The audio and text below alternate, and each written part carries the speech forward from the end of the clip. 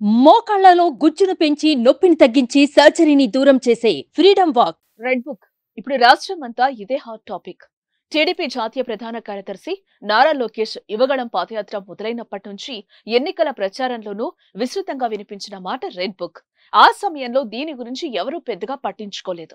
YCP నాయకులు red book ను light తీసుకున్నారు. కానీ ఎన్నికల ఫలితాల తర్వాత వైసీపీ నాయకులతో పాటు వైసీపీ అధినేత జగన్ ఆ పార్టీ నాయకుల మాటలు విని నిబంధనలకు విరుద్ధంగా పనిచేసిన అధికారులంతా రెడ్ బుక్ గురించి ఆలోచిస్తున్నారట. తమ పేరు రెడ్ బుక్ లో ఉందా లేదా అనే ఎంక్వైరీలు మొదలుపెట్టారట. కొంతమంది నాయకులు అధికారులు అయితే తమకు పరిచయం ఉన్న టీడీపీ కీలక నేతలను సంప్రదించి రెడ్ బుక్ లో ఎవరెవరి పేర్లు ఉన్నాయని కూపీలాగుతున్నారట. దీంతో అసలు రెడ్ బుక్ లో ఏముంది? నిజంగా రెడ్ బుక్ లో ఎవరి పేర్లైనా ఉన్నాయా? యువగళం సభల్లో అయితే ప్రతి సభలోనూ లోకేష్ చేతిలో ఎరుపు రంగు అట్ట ఉన్న ఒక పుస్తకం ఉండేది.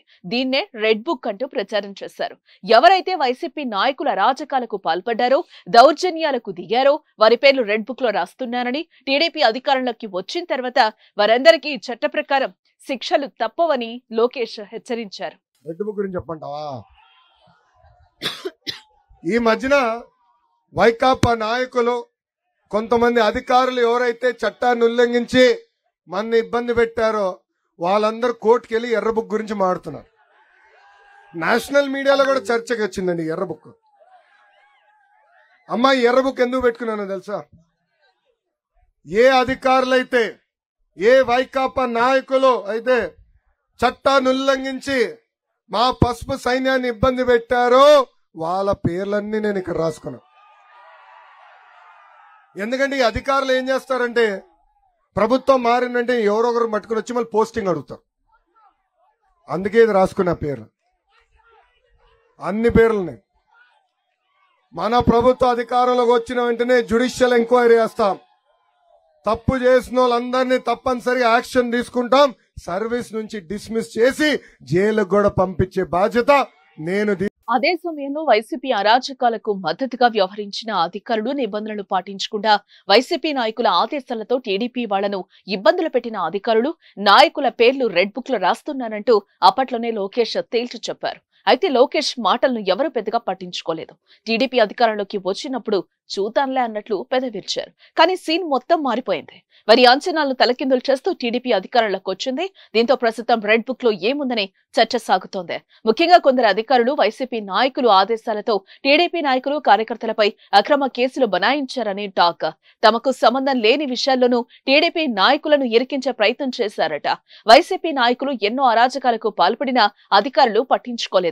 దీంతో నిబంధనలు పాటించని అధికారుల పేర్లు ఉండే అవకాశం ఉందని చర్చ అయితే జరుగుతోంది. అధికారులతో పాటు కొందరు రాజకీయ నాయకుల పేర్లు ఈ రెడ్ బుక్ లో ఉన్నాయనే ప్రచారం జరుగుతోంది. చంద్రబాబు కుటుంబాన్ని వ్యక్తిగతంగా దూషించడంతో పాటు రాజకీయంగా కక్ష తీర్చుకునేందుకు ప్రయత్నించిన కృష్ణా జిల్లాకు చెందిన కొందరు వైసీపీ నాయకుల పేర్లు రెడ్ బుక్ లో ఉన్నాయనే చర్చ నడుస్తోంది. పేదల భూములు కబ్జా చేసి సామాన్య ప్రజలను వేధింపులకు గురిచేసిన వైసీపీ నాయకుల పేర్లు ఈ బుక్ లో ఉన్నట్లుగా సమాచారం. రెడ్ బుక్ లో ఉన్న వారిలో డిప్యూటేషన్ అధికారులే లక్ష్యంగా చర్యలు ఉంటాయనే చర్చ ఉంది. డిప్యూటేషన్ పై ఇతర రాష్ట్రాల నుంచి వచ్చిన వారు కీలక పదవుల్లో ఉండి అనేక ఆరోపణలు ఎదుర్కొంటున్నారు. వారందరూ రిలీవ్ అవ్వటానికి ప్రభుత్వం అంగీకరించడం లేదు. స్టాంపులు రిజిస్ట్రేషన్ శాఖ ఐజీ రామకృష్ణ మార్గదర్శిపై కేసు పెట్టారు. ఆయన వెళ్లిపోతానంటూ లేఖ రాశారు. గరుడ శాఖ ఎండీ విజి వెంకటరెడ్డి కూడా విజ్ఞాపన పెట్టారు. సమాచార పౌర సంబంధాల శాఖ commissioner Vijay Kumar Reddy, AP beverages corporation మాజీ MD Vasudeva Reddy, AP FSL MD Madhusudan Reddy, పరిశ్రమల శాఖ కమిషనర్ చిలకల రాజేశ్వర్ రెడ్డి, ఆర్థిక శాఖ ప్రత్యేక కార్యదర్శి ఎస్ఎస్ రావత్ కూడా ఏపీ నుంచి వెళ్లిపోతామంటూ లేఖలు రాశారు. తెలంగాణకు వెళ్లేందుకు కొందరు దరఖాస్తు చేసుకున్నారు. అయితే ప్రభుత్వం ఎవరికీ అనుమతి ఇవ్వలేదు. సెలవులపై వెళ్తానంటూ దరఖాస్తు చేసుకున్న టీటీడీ ఈవో ధర్మారెడ్డి సెలవులను కూడా తిరస్కరించారు. ఎన్నికల ఫలితాలు వచ్చిన తర్వాత కూడా లోకేష్ రెడ్ బుక్ పై రియాక్ట్ అయ్యారు. తాను యువగళం పాదయాత్రలో ఇచ్చిన హెచ్చరికపై వెనక్కి తగ్గనని చెప్పారు. దీంతో అధికారుల్లో రెడ్ బుక్ టెన్షన్ ఎక్స్టెన్షన్ అయిందట.